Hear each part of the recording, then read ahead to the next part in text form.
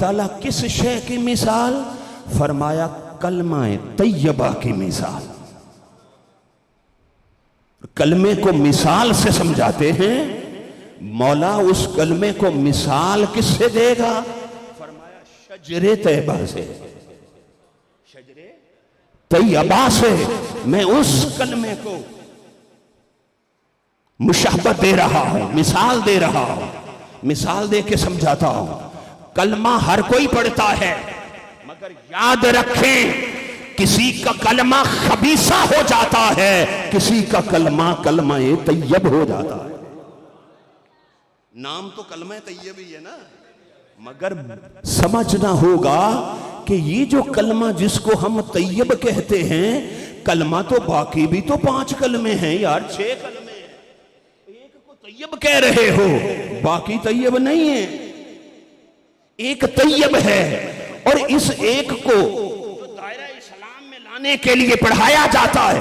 یہ طیب کیسے ہو گیا ہے؟ اس لیے کہ یہ کلمہ تو تھا، مگر یہ طیب گرانے کی سند لے چکا ہے. اسے شجر طیبہ سے جوڑ دیا گیا ہے. اسے شجر طیبہ سے جوڑ دیا گیا ہے. کلمہ وہی ہے. میں تفسیروں کے حوالے دے کے عرض کروں گا کہ لا الہ الا اللہ محمد الرسول اللہ یہ کلمہ طیب ہے. اگر اہل بیت کی مودت مل چکی ہے تو پھر یہی کلمہ طیب ہوگا. اور اگر کلمہ 1000 پڑھتا ہے مگر اہل بیت کی مودت دل میں نہیں رکھتا، یہی کلمہ اس کے لیے کلمہ خبیثہ ہوگا.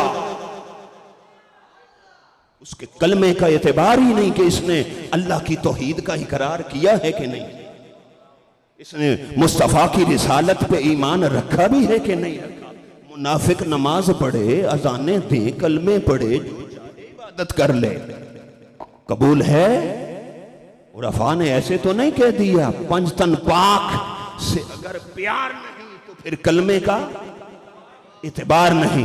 تفسیر مظہری اٹھا کے دیکھیں، فرماتے ہیں کلمہ طیبہ، کلمہ یہ جو شجر طیب اور کلمہ طیب ہے، کلمہ طیب کو شجر طیب سے مثال دی ہے.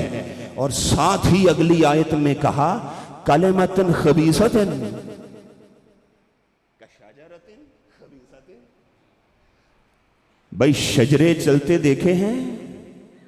بولو، لیتے ہو نا شجرے، پڑھتے ہو، سنتے سناتے ہو. ہر عرس پہ ایک شجرہ سنایا، پیوستہ رہ شجر سے امید بہار رکھ. اور یہ 2 شجر بتائے جا رہے ہیں، ایک شجر خبیثہ ہے اور ایک شجر طیبہ ہے. شجر خبیثہ ہے اور شجر، بھائی آدم سے کہا تھا، توجہ ہے نا، آدم سے کہا تھا لا تقربا هذه الشجرہ.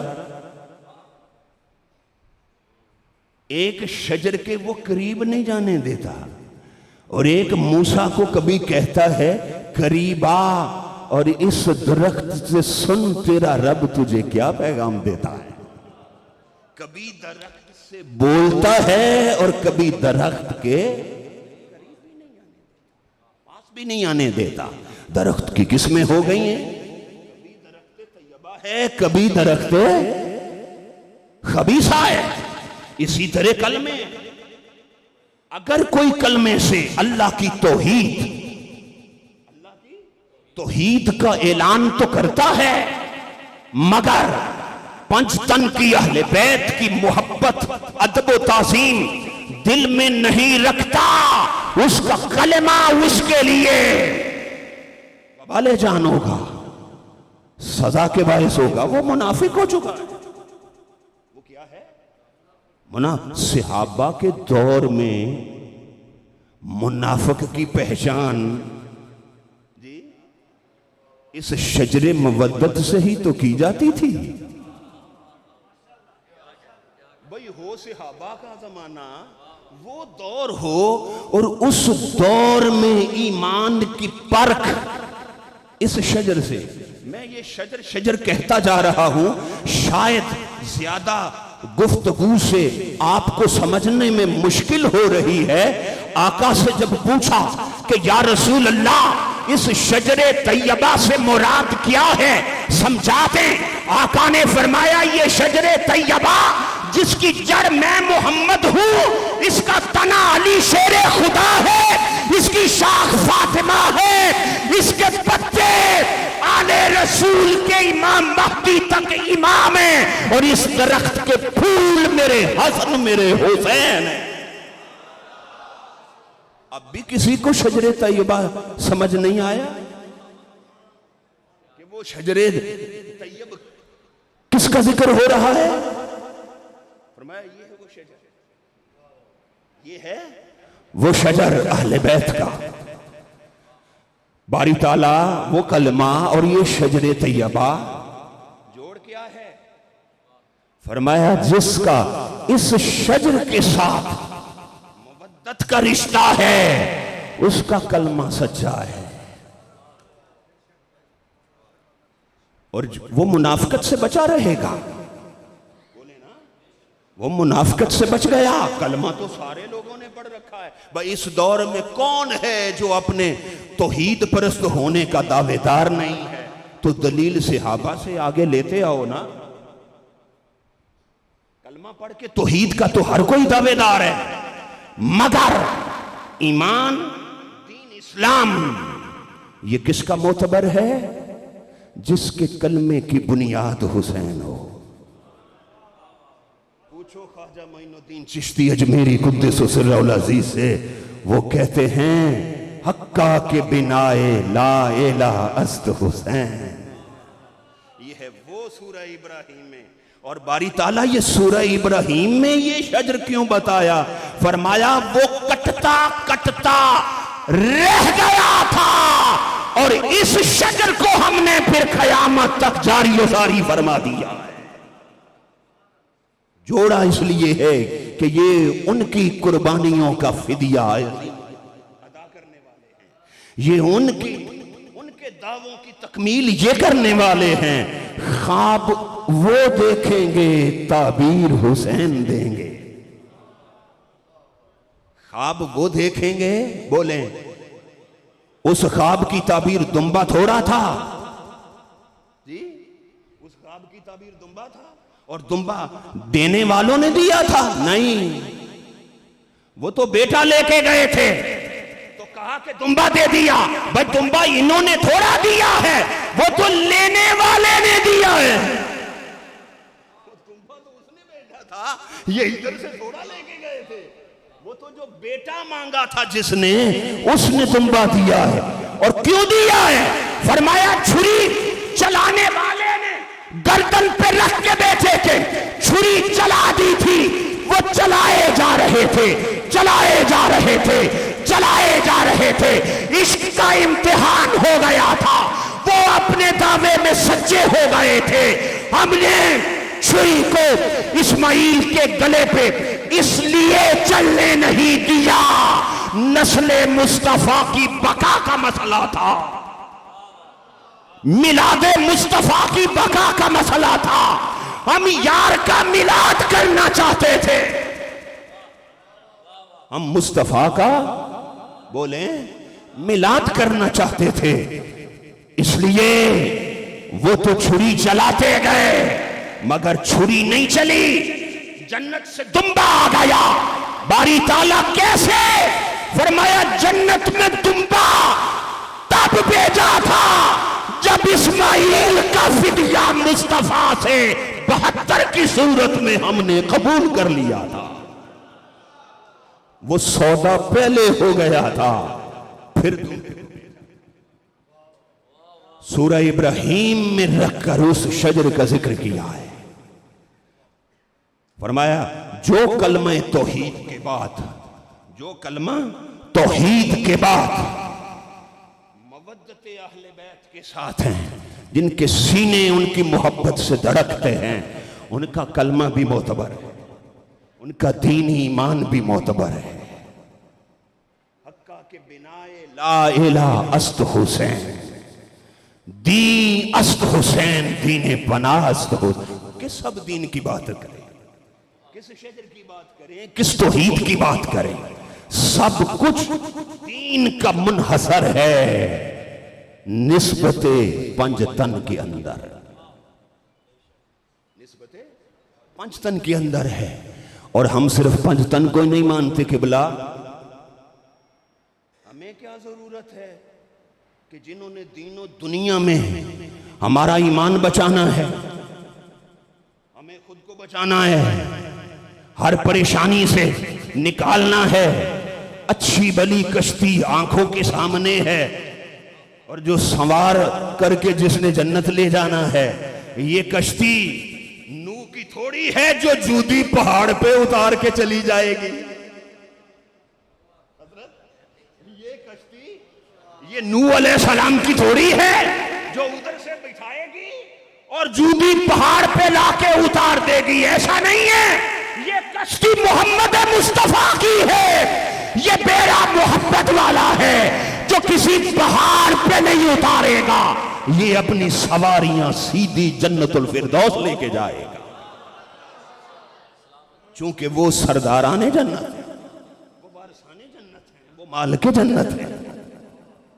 فرمایا توحید کا اخلاص، دین و ایمان کا اخلاص، سچ اور صداقت کا معیار، یہ کیا ہے؟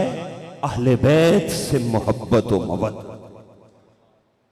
اگر اس میں کمی ہے تو پھر کسی کے کلمے، نماز، روزہ، حج و زکوٰۃ کسی پہ اعتبار ہی نہیں ہے، وہ جھوٹا ہے۔ کیا ہے؟ آقا نے کیا فرمایا تھا؟ میں دو چیزیں چھوڑ رہا، ان کے ساتھ وابستہ رہو گے تو کیا گمراہی سے بچ جاؤ گے؟ بولیں گمراہی سے بچو گے۔ وہ کون سی دو چیزیں تھیں؟ قرآن اور اہل بیت۔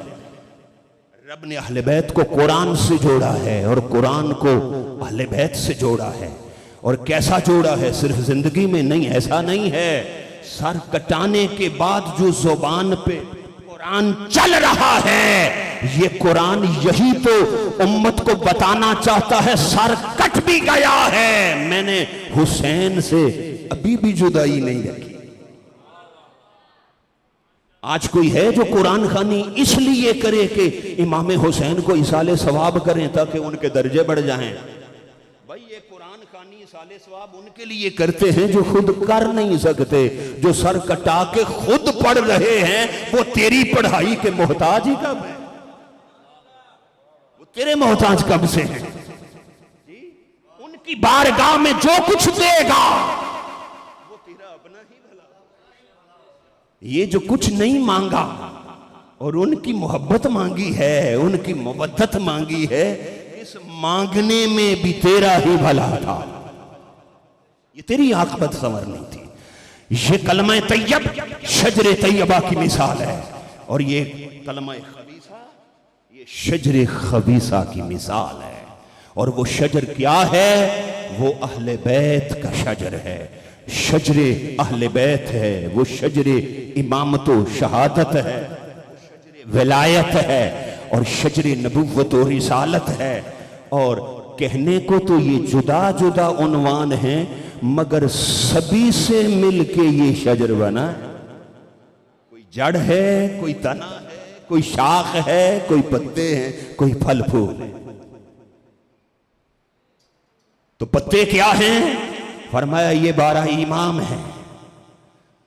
ہمیں کیا پڑی ہے کہ اللہ کی اتنی بڑی نعمت، اور جو کوئی کہے کہ اہل سنت ان سے دور ہیں، یہ ان کی خباثت ہو سکتی ہے، یہ ان کی زیادتی ہو سکتی ہے۔ امام احمد سرہندی مجدد الفسانی قدس سرہ العزیز نے اپنے مکتوبات کے اندر 12 اماموں کے نام لکھ کے کہا کہ یہ اہل سنت ان کو دل و جان سے اپنا امام مانتے، دل و جان سے اپنا امام مانتے۔ وہ اہل سنت کیا جو 5 تن سے یا 12 سے امام مہدی علیہ السلام تک ہم کسی کے منکر، ہم سوچ بھی نہیں سکتے۔ یہ شجر طیبہ ہے، اس کے ساتھ وابستہ رہنا ہے، چمٹ کے رہنا ہے۔ درخت کیوں کہا؟ شجر طیبہ شجر کہا ہے نا، تو شجر کیوں کہا ہے؟ اس لیے تمہاری ظاہری زندگی کی بقا کس پہ ہے؟ نباتات پر ہے۔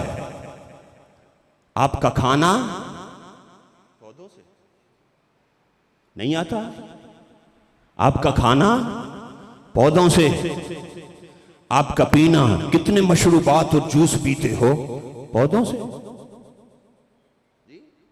پودوں سے آتا ہے۔ آپ کا کپڑا، یعنی سادہ لفظوں میں اگر میں کہہ دوں، اگر آپ غلط سائٹ کا ترجمہ نہ لیں تو میں سادہ لفظوں میں کہہ دوں روٹی، کپڑا اور مکان اسی سے ہی ملتا ہے۔ یہ نعرہ کسی نے چورا رکھا ہے۔ فرمایا یہ شجر طیبہ ہے، یہ شجر طیبہ ہے۔ لگا لیں ایک بار، پورے لگا لیں، رک رک کے کیوں کر رہے ہیں؟ رہنے